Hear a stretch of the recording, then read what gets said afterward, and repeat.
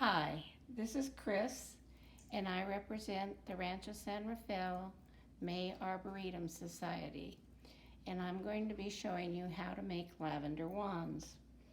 This is going to be your finished product. It can be very small depending on your lavender, medium, getting bigger, and if you live in France or California, you can make the big one.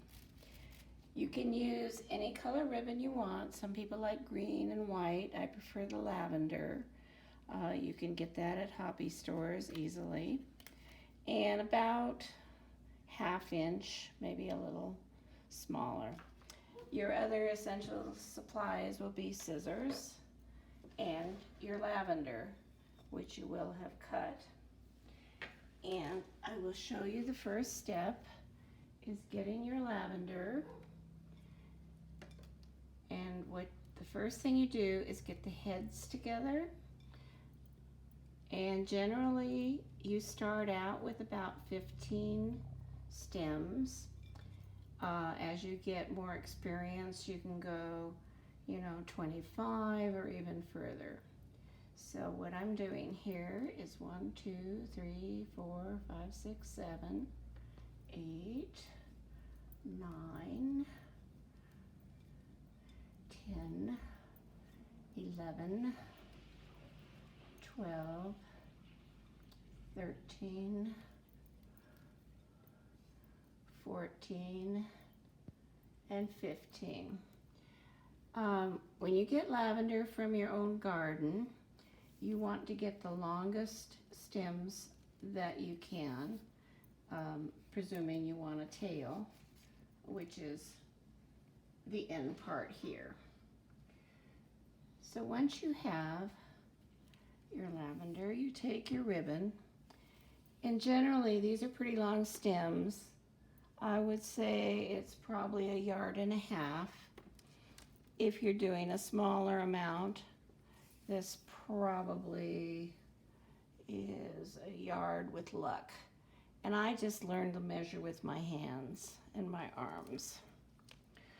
Okay, the first thing you do is take your ribbon and tie it right under the heads.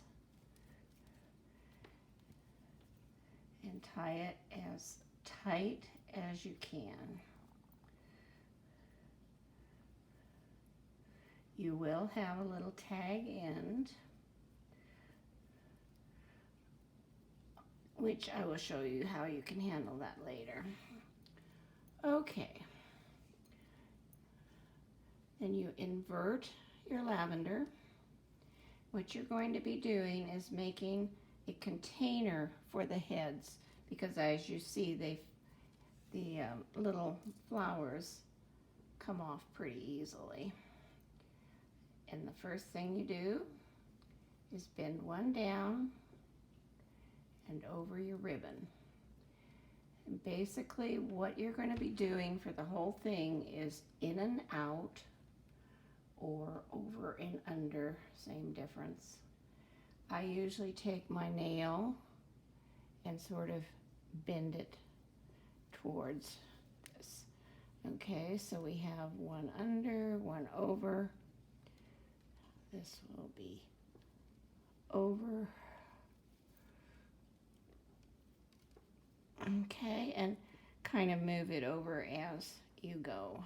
This will be under. And try and get it tight if you can. And again, it's going to take some practice to do this. I've done this for a lot of times, and generally have, okay, and it's okay to double check and go back. Sometimes you might even undo it and redo it, because the first row is critical. Every other stem either under or over as you go. Okay. Then you can pull on it a little bit if you want. Okay, so that one here. And it's okay to talk to yourself as you do this to keep track. And as I said, the first time you go around is pretty essential for setting your pattern. Okay. Okay, under,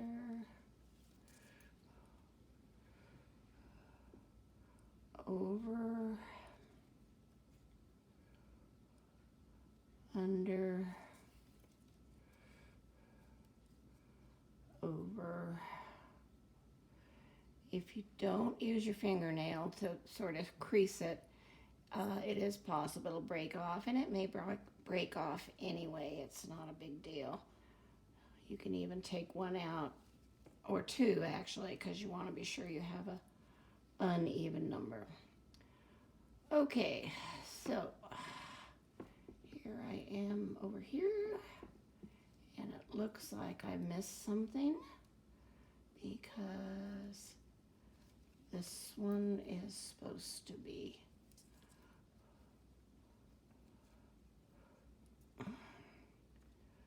over, and it is not. So there we go, under. And again, you can push up and down, over and under.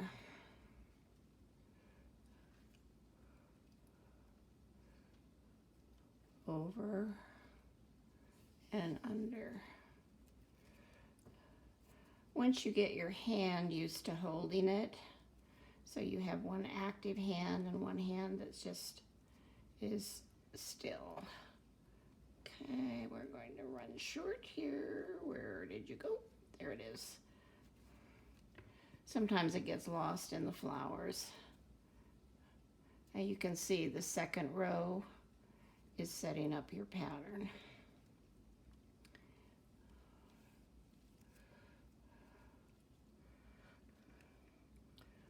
Okay, now what I'm going to do is just keep going round and round and round and round until I get to the bottom, and I'll show you on the one I did previously how you finish. Okay, now I'm starting my third row, and it looks like it's out of sync. If it's out of sync, basically you just have a double. It's not going to matter at all whether it's you have two or one, as long as the primary in and out is followed. Okay, so that basically is how you get started. You will proceed going round and round till you get down to here. And I will show you on this one what the next step is. Here's one that's half finished too. You can see it's going to be a really, really short one. Okay, on this one, when you get down to where the flowers are pretty much covered, and again, this isn't critical, you're going to want to stop.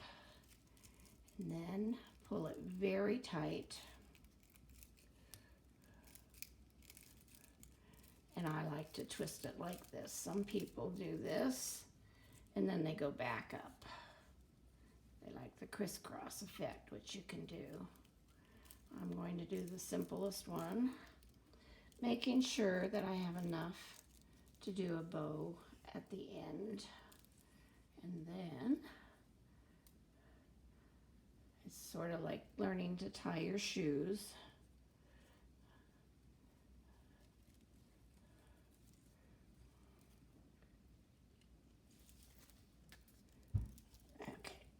And I often leave this single knot because this is going to shrink in 24 hours and this will get loose, and you'll want to rewrap it and tie it again.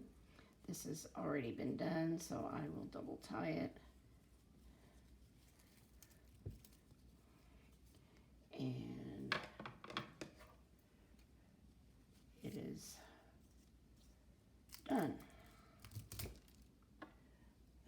There's it. Okay, I was going to show you what to do with the top. And I've actually woven this one in. Here's one I've done already. So this little tag in here, I've cut, and that is one way to do it. Like this. Or you could tuck it in. And by tucking it in, you generally have some looseness here. Just take your scissors and put it in. Depends on what you like. Some people make a very fancy bow and then they insert it with the tails going in. Creativity is really the name of the game once you get your basic stitches of in and out, in and out, in and out. They will last, actually some people say 2 years. If you want to refresh them, you can spray it with a mist of water. Some people just put some drops of lavender essential oil on it. If you roll it, it brings out some of the smell. Smells good. Anyway, that is your basic instructions for making a lavender wand. So good luck to you, and hope to see you again on Lavender Day. Thank you very much. Bye.